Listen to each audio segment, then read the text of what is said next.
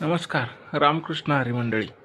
आज सकाळ सकाळी एका साईडवरती व्हिजिट देऊन आलो. POPचं काम चालू होणार होतं म्हणून फोटो काढून घेतले 2-4 आणि दुसऱ्या साईडवरती आलो. ही दुसरी साईड आहे. एक माणूस आपला आज आला नव्हता, तर थोडीशी तोडफोड करावी लागली.